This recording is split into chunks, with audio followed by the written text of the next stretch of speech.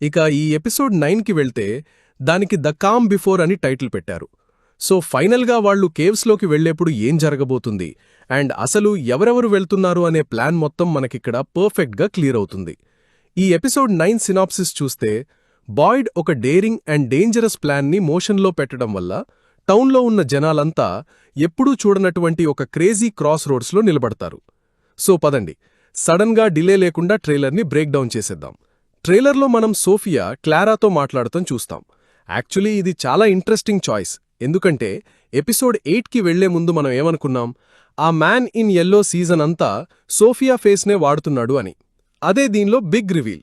ఆ ఎంటిటీ ఈ బాడీని యూజ్ చేసుకుని టౌన్లో తిరుగుతూ జిమ్ని చంపే తరువాత ఈ సీజన్ అంతా తను ఏం చేస్తుందో అదే చేసుకుంటూ వచ్చింది. సో దీన్ని ఒక ప్లాన్లా మనం అర్థం చేసుకున్నాం, ఆటోమేటిక్గా తనని ఒక కాస్ట్యూమ్లా వాడుతుంది అని. కానీ ఇప్పుడు తను do you know who I really am, maybe if you look closer అని అంటుంది. అంటే సోఫియా ఇక్కడ క్లారాకి తను ఎవరో గుర్తు చేస్తుందన్నమాట. సో మేబీ సీజన్ 1 నుంచి సోఫియా వేసిన ప్లాన్లో క్లారా కూడా స్టార్టింగ్ నుంచి ఒక పార్టే ఏమో. అండ్ తను క్లారాని ఆ ఎంటిటీ లోపల ఎలా ఉంటుంది అని అడగదు, తన వైపు తను ఎవరో ఇంకొంచెం క్లోజర్గా చూడమని క్లారాని అడుగుతుంది. ఇది ఈ ఎపిసోడ్లో ఎల్గిన్కి దొరికిన దానికి పర్ఫెక్ట్గా కనెక్ట్ అవుతుంది. ఒక పిక్చర్ చూస్తే అది ఆల్మోస్ట్ సోఫియా లాగే ఉంది, లేదా ఏదో ఓల్డ్ ప్రపంచానికి సంబంధించిన విషయంలా ఉంది. అంటే పాస్ట్లో తను ఈ టౌన్లోకి వచ్చినప్పటికీ దీనికేదో స్ట్రాంగ్ కనెక్షన్ ఉందన్నమాట. అండ్ నిజంగానే అదే అయితే తన ఫేస్ ఇప్పటికే ఈ టౌన్లో ముందే ఎప్పుడో ఉంది. కానీ సోఫియా ఫేస్ ఒక ప్రీవియస్ సైకిల్లో ఉంది అంటే ఆ ఎంటిటీ పాస్ట్లో కూడా ఈ పర్సన్లా ఎప్పుడో ఒకసారి మారింది అని క్లియర్గా అర్థమవుతుంది. అతనికి దొరికిన ఆ ఇమేజ్ సీజన్ 3లో వాళ్లు యూజ్ చేసిన కెమెరా నుంచి వచ్చిందే. సో పర్ఫెక్ట్గా కనెక్ట్ అవుతుంది లోపల. అంటే పాస్ట్లో ఈ ప్లేస్లోకి లాక్కొచ్చిన జనాలలో ఎగ్జాక్ట్గా తనలా ఉండే వ్యక్తి ఒకరున్నారు, అండ్ ఇప్పుడు తను ఈ టౌన్లో ముందే ఉంది అనే విషయానికి మనకి పక్కా కన్ఫర్మేషన్ దొరుకుతుంది. మేబీ వేరే ఈవెంట్స్లో కూడా ఉండొచ్చు. దానర్థం మనం తిరిగి ఎపిసోడ్ 8కి వెళ్ళి ఆ ఆర్వీ సీన్ని ఫ్రెష్ ఐస్తో ఇంకోసారి చూడాలి. ఎందుకంటే ఆ యెల్లో సూట్ వేసుకున్న మనిషి తబితాతో ఏం చెప్తాడంటే వాళ్ళిద్దరూ కలిసి చాలా అనుభవించారు అని. తను స్టార్టింగ్ నుంచి ఉన్న ఒక రిలేషన్షిప్ గురించి మాట్లాడుతున్నాడు. ఒరిజినల్ బార్గెయిన్ వరకు వెళ్లే రిలేషన్షిప్ అది, ఎక్కడైతే ఆ మాన్స్టర్స్ ఇటర్నల్ లైఫ్ కోసం వాళ్ల సొంత పిల్లల్నే సాక్రిఫైస్ చేశారో ఎగ్జాక్ట్గా ఆ టైం వరకు పోతుందన్నమాట. అసలు ఆలోచిస్తే వాట్ ఇఫ్ సోఫియాని జస్ట్ టెంపరరీగా ఒక కాస్ట్యూమ్లా ఆ ఎంటిటీ యూజ్ చేసుకోవట్లేదు? ఎపిసోడ్ 9లో సోఫియా లుక్ క్లోజర్ అని చెప్పింది కదా, అది నిజానికి ఇంకా జరుగుతున్న ఒక ట్రాన్స్ఫర్మేషన్ ప్రాసెస్ ఏమో. ఎగ్జాక్ట్గా ఇప్పుడు ఫాతిమా ఏ ప్రాసెస్ నుంచి అయిపోతుందో దానికి ఇంకొంచెం అడ్వాన్స్డ్ స్టేజ్ అనమాట. దానర్థం ఆ యెల్లో సూట్ వేసుకున్న మనిషి ఇంకా ఏదో వేరేలా ట్రాన్స్ఫార్మ్ అవుతున్నాడు. మేబీ ఫైనల్గా మనం కేవ్స్లో చూసే ఎంటిటీలాగా.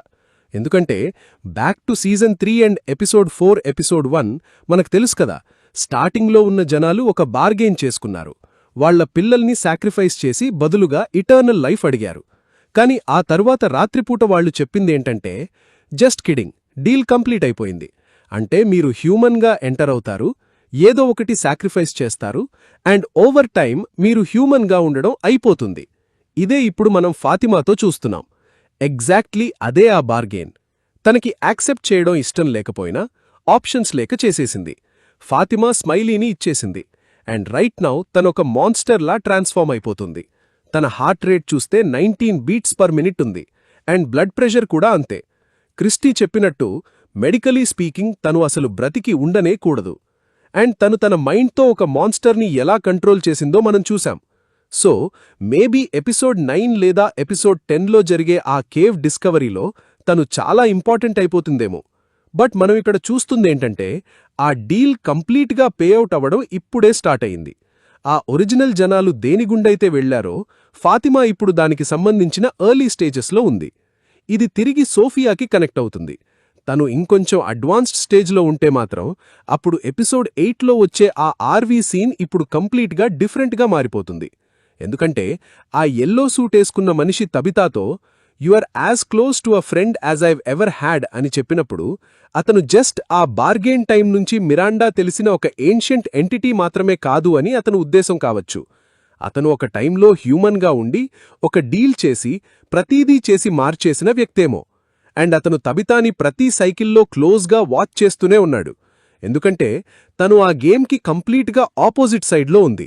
ఏ గేమ్నైతే అతను ఇంకా ఎక్కువ బిల్డ్ చేయడానికి ట్రై చేస్తున్నాడో ఎగ్జాక్ట్గా దానికి ఆపోజిట్ అన్నమాట. ఇప్పుడు సడన్గా తిరిగి ఎపిసోడ్ 9కి వస్తే వై క్లారా? సీజన్ 1 నుంచి చాలామందికి క్లారా మీద డౌట్ ఉంది బాస్. తన బిహేవియర్ ఎప్పుడూ కొంచెం ఆఫ్గానే అనిపించింది. తనకి తెలిసిన విషయాలకి అండ్ తను తెలియనట్టు నటించేదానికి అస్సలు మ్యాచ్ అయ్యేది కాదు. అండ్ రెడ్డిట్లో అందరూ వేసిన థియరీ ఏంటంటే క్లారా ఒక ప్లాంట్ అని, తనకి ఆ ఎంటిటీతోనో లేదా టౌన్తోనో సమ్హౌ ఏదో ఒక కనెక్షన్ ఉంది అని. సో ఎప్పుడైతే సోఫియా తన దగ్గరికి వెళ్ళిందో దీంతో మనకి ఫస్ట్ కన్ఫర్మేషన్ దొరికినట్టే. ఇప్పుడు ఎపిసోడ్ 9 ప్రివ్యూలో మన బాయ్ ఇన్ వైట్ తిరిగి విక్టర్ని కాంటాక్ట్ అవుతాడు. అండ్ అతనేం చెప్తాడంటే, సో మనకొక విషయం అర్థమైపోతోంది. ఈసారి వాళ్లు ఆ బాటిల్ ట్రీని తీసేయలరికి ప్లాన్ చేస్తున్నారు. ఒకవేళ వాళ్లు మళ్లీ ఇలాంటి పని చేస్తే మాత్రం అది అస్సలు మంచి ఐడియా కాదు బాస్. అది చాలా ఇంపార్టెంట్ పాయింట్. ఈ సీజన్లో మనకి ముందే చెప్పారు, టౌన్లో ఉన్న హోపే ఆ బాటిల్ ట్రీలా మారింది అని. సో వాళ్లుగాని ఆ బాటిల్ ట్రీని తీస్తే ఇంక టౌన్ నుంచి హోప్ కంప్లీట్గా పోయినట్టే. షార్ట్గా చెప్పాలంటే అది చచ్చిపోతుంది. అసలు మనకిట్లా ఆల్రెడీ ఇంపార్టెంట్ అని తెలిసిన ట్రీని ఎందుకు తీయాలనుకుంటున్నారు? టౌన్లో ఉన్న జనాలంతా ఆ బోన్స్ ప్లాన్కి కమిట్ అయ్యే ఎగ్జాక్ట్ మోమెంట్లోనే బాయ్ ఇన్ వైట్ తిరిగి ఎంట్రీ ఇస్తాడు. విక్టర్ని చూసి నీకిది తెలుసా అని అడుగుతాడు. కాని ఇక్కడ విక్టర్ రెస్పాన్స్ మాత్రం చాలా ఫన్నీగా ఉంటుంది. వాట్ డు యూ వాంట్ అని కటౌట్ ఇస్తాడు. ఎందుకంటే మనకి తెలుసు వాళ్ల మధ్య జరిగే ఆ కాన్వర్జేషన్స్ వల్ల ఏం యూజ్ ఉండదు అని. కాని తర్వాత విక్టర్ని బాయ్డ్ క్యాప్చర్ చేస్తాడు. సో ఆ బాయ్ ఇన్ వైట్ అతనికి ఏం చెప్పాడో దానివల్లనే అతనిప్పుడిట్లా బిహేవ్ చేస్తున్నాడన్నమాట. కాని ఎందుకు? అండ్ లాస్ట్ ఎపిసోడ్ నుంచి చూస్తే తబితా వెళ్లి బాయ్డ్తో ఆ man in the yellow suit గురించి మాట్లాడబోతోంది. తను తిరిగి చూసింది, అతను తిరిగి వచ్చేశాడు అని చెప్తున్నది. తను అతన్ని చూసింది, అతను తిరిగి వచ్చేశాడు అని అండ్ అతనే జిమ్ని చంపాడు అని చెప్తోంది. ఎందుకంటే గుర్తుందా, స్టార్టింగ్లో బాయ్డ్కి ఈ ప్లాన్ చేయడం అస్సలిష్టం లేదు. సో సడన్గా ఏం చేంజ్ అయింది? తబితా వచ్చి ఆ man in the yellow suit గురించి చెప్పిన ఈ ఇన్ఫర్మేషనే బాయ్డ్ని ఎలాగైనా ఈ ప్లాన్ని ఆచరణలో పెట్టేలా పుష్ చేస్తుంది అని నేననుకుంటున్నాను. అందుకే బాయ్డ్ ప్రివ్యూలో చెప్తాడు, రేపు సన్ రైజ్ అవ్వగానే షోవెల్స్తోని గ్రౌండ్ని తవ్వడానికి రెడీగా ఉండాలి అని. ఆ బోన్స్ని ఎలాగైనా తీసేయాల్సిందే అని ఫిక్స్ అయిపోతాడు. ఎందుకంటే ప్రివ్యూలో బాయ్డ్ని చూస్తే కంప్లీట్గా ఒక డిఫరెంట్ మోడ్లో కనిపిస్తాడు. Pure capture the bones mode అన్నమాట. సినాప్సిస్లో చెప్పినట్టు క్రాస్ రోడ్స్ని క్రాస్ చేసిన వ్యక్తిలా అతని కటౌట్ ఉందిప్పుడు. అండ్ ఎపిసోడ్ 8లో ఫాదర్ ఖత్రీ అతనితో చెప్పిన ప్రతి మాట తర్వాత అతనంటాడు, ఇప్పుడు మీరు పీస్ టైంలో లేరు, జనాలని లూజ్ అవుతారు, అయినా సరే మీరు సేవ్ చేయగల వాళ్ల కోసం ఇది చేసి తీరాలి. సో బాయ్డ్ తన డెసిషన్ తీసుకున్నాడు.